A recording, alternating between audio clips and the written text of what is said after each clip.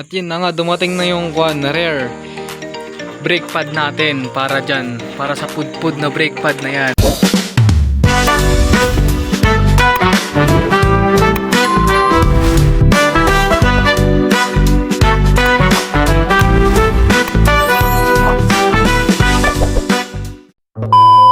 Ipapalitan natin to dahil dumating na ang ating in-order. At gagawin natin yan dito mismo sa bahay. Dito nga natin yan ilalagay. Tatanggal natin itong dating brake pad. Tapos, i-replace natin yung bagong binili natin, in-order natin. Yun na nga. At sisimulan na natin ang pagbabaklas ng ating brake pad, the Roser RS200. Siyempre, tatanggal natin yung dalawang pin na yan. Ayan na yung dalawang pin na yan. Ganyan lang yan, tatanggal natin. Pagkatapos matanggal ng pin, tatanggal natin itong ito. Ito, hugot natin papunta dun sa kabila. Hugutin natin yan para matanggal itong brake pad nya. Pwede natin itong gawin dito sa bahay para hindi siya pa yung gastos, diba? Pagpupunta natin pa sa shop, diba? Yung mga tutorial sa YouTube, yan naman yung mga ganun para siya pa yung diba?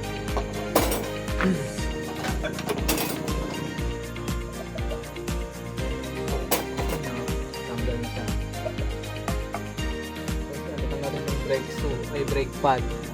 Ito yung brake pad, oh. Pudpud oh. Para sa bago natin kukunin, ikakabit na yun. Pudpud na yun, oh. Pudpud. Tapos siya. Ayun, oh. Pudpud na pudpud. Ito yung nag-damage siya. Disc brake natin. Ayun, oh. Kita naman yung pagka-pudpud niya, diba? Ayun, oh. Pudpud. Kung natin itong isa, bubuksan natin para makita yung yung kanya, yung pinagkaiba ng pudpud sa bago. Para dahil nagpapalit na siya. Ganyan siya. Ganyan yung itsura niya kapag ganyan, oh. Pag walang brake pad. Diba? Siyempre, para may kabit natin yan, kukunin natin itong flat screw. Tapos, ikuha natin yung piston niya. Ito. Tutulak natin pag ganito. Tulok natin pa ganon para bumalik yung piston niya. Ganyan siya. Tulok natin pa ganon para bumalik yung piston niya. Dahil di kaya ng flat screw itulak yung piston, ayun na yung piston. Hindi niya kaya itulak yung piston na yan, gagamit tayo ng screw para mas mahaba. Para maibalik natin yung konti yung itong piston niya para maisapak natin yung bago nating disc brake. Ay, disc pad. Brake pad. Brake pad pala yan, yan. Yun, tutulok na natin to, tulok natin yan. Yun. Ayun, unti-unti siyang unti-unti siyang Yung tutulak natin yan. Pag naitulak na, yun na, pwede natin igitna lang natin siya ganyan, igitna. Yan. Tapos, buksan natin to, buksan natin itong bago.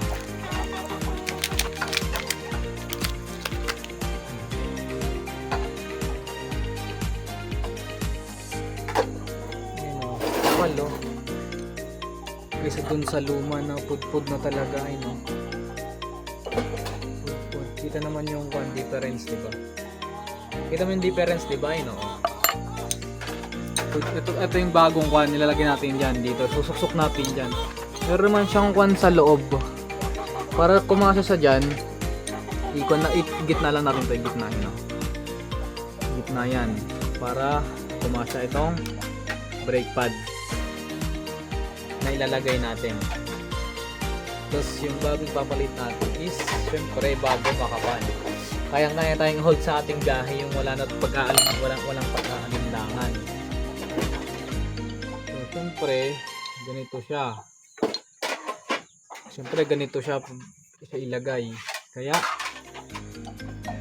lagyan natin.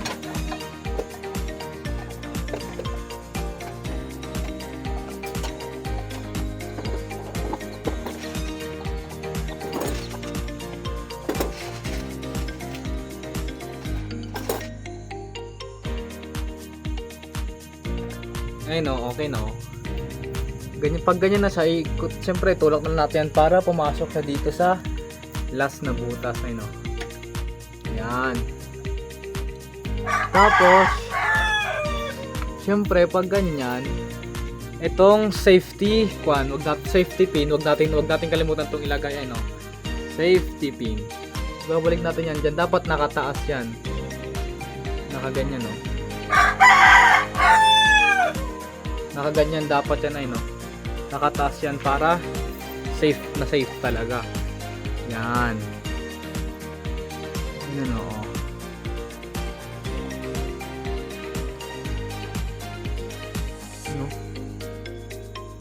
Yun, ayan.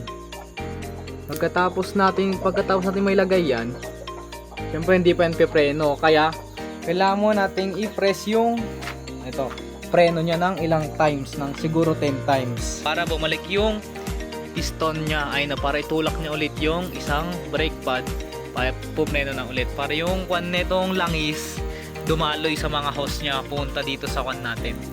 Ito. Tapos yun, i-preno lang natin, yun, o.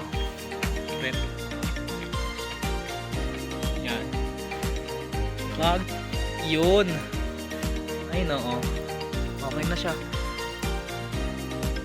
Para sure na effective talaga yung ginawa natin, yan, testing natin.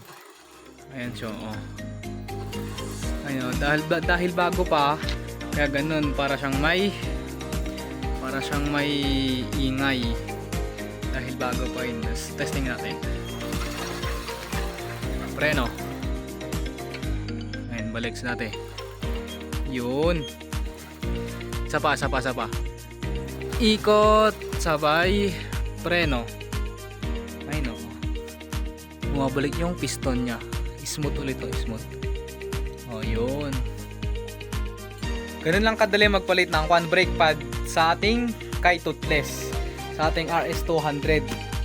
Yun, para hindi natin kailangan punta sa shop, kasi alam nyo, kung mga ganitong malit na bagay, pwede naman nating aralin tapos trabahuin sa bahay natin, di ba? Yung mga ganito, para hindi pa natin punta sa shop, kasi siya pa yung babayad natin kapag pinagawa. Ay, no, parang ginawa ko, saglit lang dito sa bahay, hindi na ako gumastos. Ito na lang in order ko, yung bago niyang brake pad. Yun lang, kung ganun lang po kadali yung kwan. Pag kwan ng, kung ganitong disc brake yung kwan, ganun lang po.